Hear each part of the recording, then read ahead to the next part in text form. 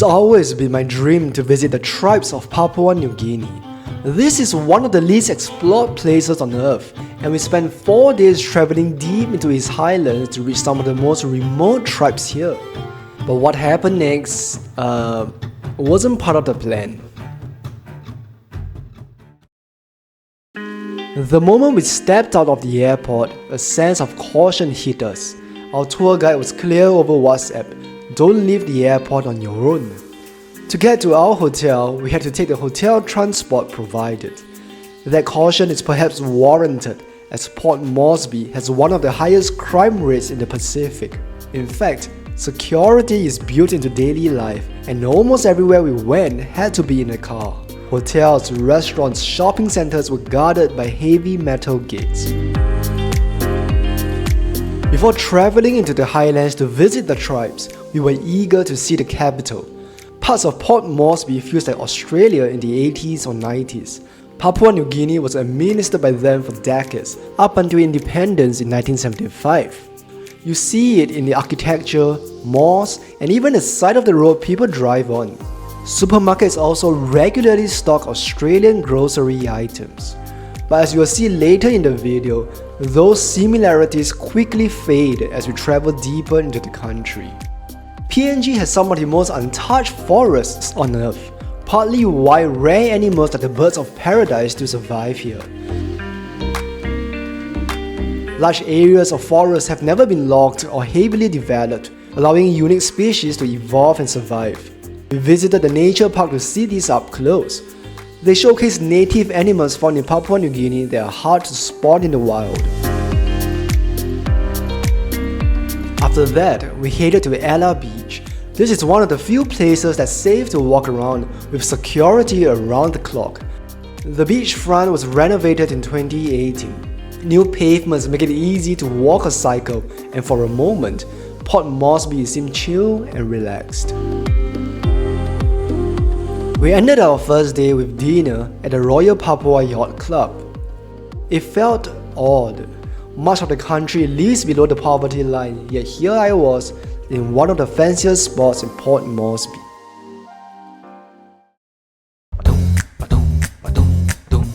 The next day, we took a domestic flight to Mount Hagen, Papua New Guinea's highlands. At the airport, we came across an interesting sign in English and the local language. With more than 800 languages, the common way people communicate here is with an English pidgin. For example, good afternoon translates into happy noon, and let's go is Yumi go. It's similar to English in some ways and not in some. Afterwards, we checked into a heavily guarded guest house with a beautiful fruit tree and some interesting rooms. I wasn't expecting much from our next stop, but it turned out to be one of the best places where we got close to daily life here. This was the local market. The vendors were happy to see us and eager to introduce to the group the richness of Papua New Guinea's land, from organic tropical fruits and vegetables and possum hair that will be spun into wool.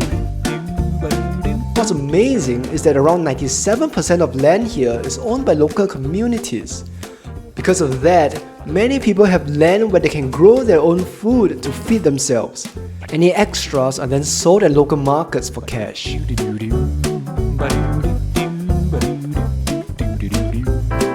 We've even come across small coffee farms that supply beans all over the world. Pretty neat, huh? Walking through the market, we saw a crowd gathered around a preacher. Most people here are Christian, over 90%, but it's often mixed with older traditional beliefs. Polygamy is still common too, with a man able to marry multiple women. Now, Mount Hagen is considered safer than Port Moresby, but to really illustrate the level of security we still had, our group of 16 had to be accompanied by a half a dozen local minders around the market. I asked our guide if it was necessary, since everyone there seemed so friendly. He implied that it was. Most locals are law-abiding, but there are still some bad apples. We've read about tourists getting robbed or assaulted while alone, so I trust his assessment. Coming up, the tribes. The next morning, we spent hours driving deep into the highlands. We finally reached our guide's village, and our excitement levels were at an all-time high. We were just in time and a sing-sing was taking place. This is a cultural gathering where different tribes come together to perform dances, wear the traditional dress, and share their customs. Groups from nearby villages can gather to take part, and in this case, there was the home tribe as well as a visiting tribe. They began to take turns dancing, their chants and drums forming a steady hypnotic rhythm. Their ceremonial dress was just as striking too, all made from natural materials. There are beaks of birds, shell necklaces, possum skin drums, and an array of leaves. Even hair can be repurposed too, passed down from generations. What I found the most fascinating were the colorful bird feathers.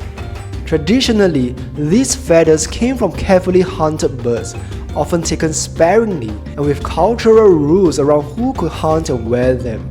Today, in many areas, there's more awareness around conservation, and many of them are inherited instead. Now, let me address the elephant in the room. Some may say these sing-sings are for tourism, and I don't fully disagree. At the same time, they help to provide much needed income to these villagers and preserve customs that might otherwise disappear. So it's complicated, and there's no simple answer. As we were watching the performances, we noticed smoke coming from the side. That's when we realized lunch was already underway. This is mumu, a time-honored way of cooking food underground, usually reserved for special occasions. Fun fact, the men preparing the mumu must not sleep with their wives the day before, so they can focus on the task at hand. Stones are first heated with fire, then placed in the earth oven and topped with root vegetables like yams and sweet potatoes. A fresh cut of beef was also on the menu. Once it's cooked, the layers are then peeled back and the hot stones are carefully picked out.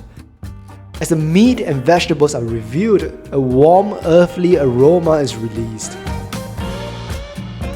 But don't expect ketchup here, there's no seasoning beyond salt, only natural flavors. Of course, the mumu is divided and shared with people in the village. Just when I thought we were only there to watch, they asked if I wanted to join in and get my face painted like one of the Huli wig men. Of course I said yes, and before I knew it, they got out the paint and started decorating my face.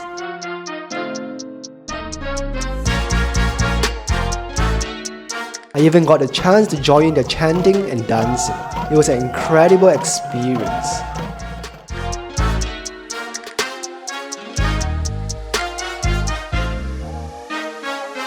Later, the villagers wouldn't let us leave without a tour.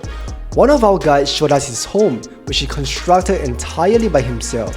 Men began building their own huts from a young age, crafting everything from the forest. A single home can take just 3 weeks to complete, faster than anything back in Singapore. I couldn't help thinking how amazing it is that nature provides everything needed here. But this was just the beginning. We weren't done with the highlands yet.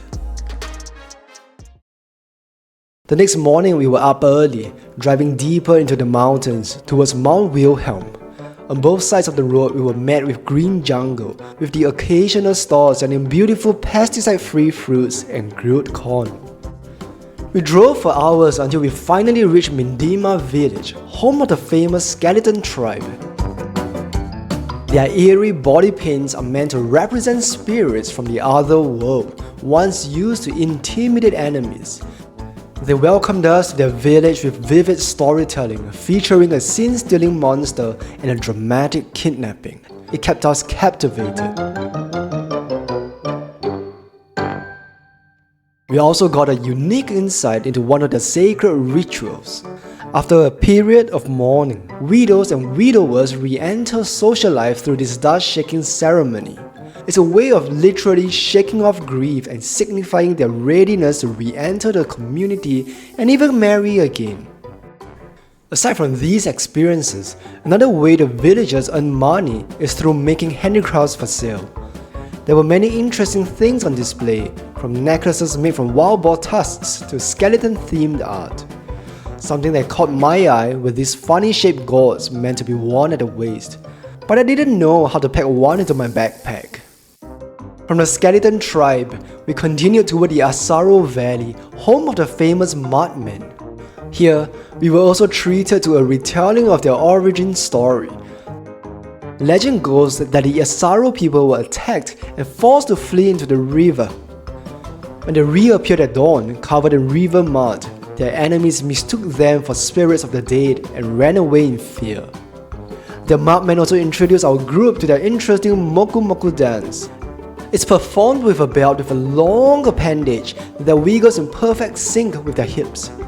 One of them told us it's very important to do the moku moku to grow the tribe. And at this point, there was absolutely no confusion about what moku moku meant. What we've seen in Papua New Guinea is just a glimpse. We've barely scratched the surface of this incredible place. And with a trusted tour operator, it can be a safe and amazing experience. If you enjoyed this video, then you might enjoy our other travel vlogs. Click here to watch more now.